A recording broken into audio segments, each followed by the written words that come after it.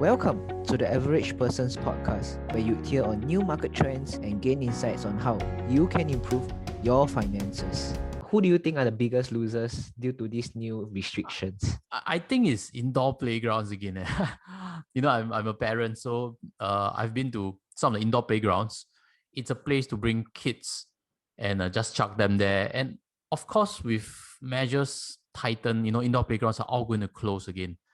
And I actually follow Suntec REIT, and they have this super park, which is a fantastic playground. A lot of parents bring their kids there. I think it's like 40,000 square feet. And it actually recently reopened. So I'm quite concerned whether the new management can still keep this park open or not, or are they going to permanently close after phase 2 heightened alert? You seen any business affected around where you stay and where you hang out on?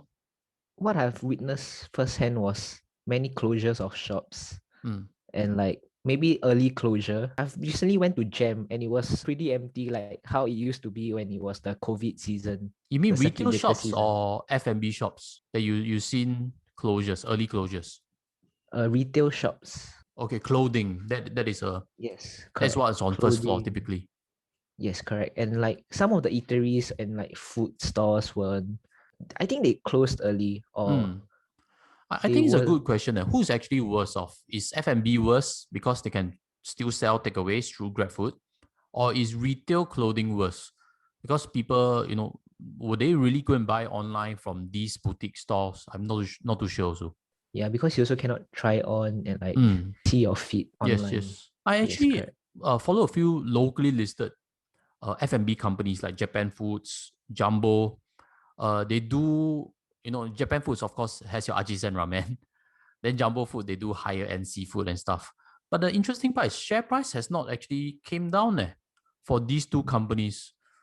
So maybe market is telling us this could be a short phase two. I don't know. It's up to anyone's interpretation. Yes, I agree. Maybe because there is this takeaway option, so maybe the share price wasn't that Mm, affected.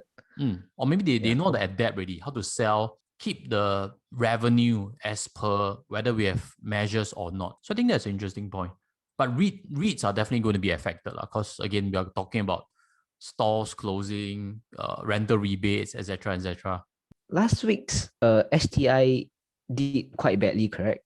Yes, I saw the plunge coming immediately after the announcement was made that we are going to phase 2 heightened alert. So everything sold off, regardless of whether business are in Singapore or overseas. Everything just sold off. I saw that Capital Land I think dropped around 7% last week to this news about the new restrictions. And CapitaLand, they own REITs, as some of the Yes. underlying assets, which is CICT, or Capital Integrated Commercial Trust.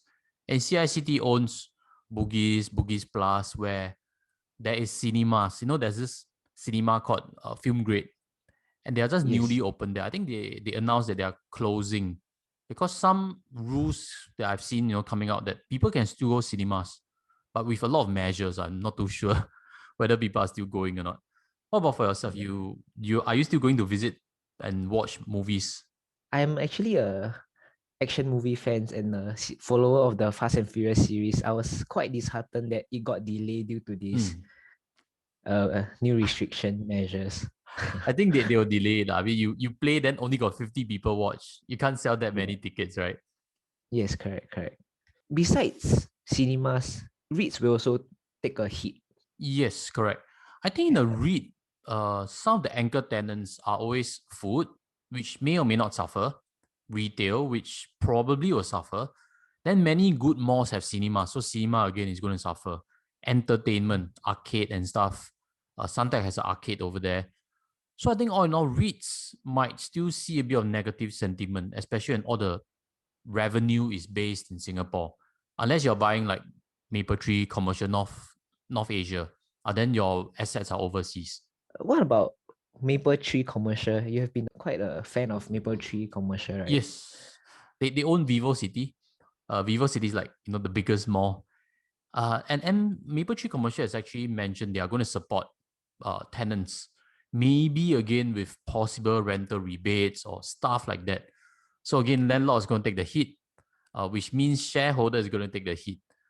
But again, is this whole negative sentiment an opportunity to buy or not? So think a bit long term. Maybe this downturn could be opportunity if we get past phase 2 heightened alert. Thank you for being a listener. Click on the follow and we'll see you in a future episode.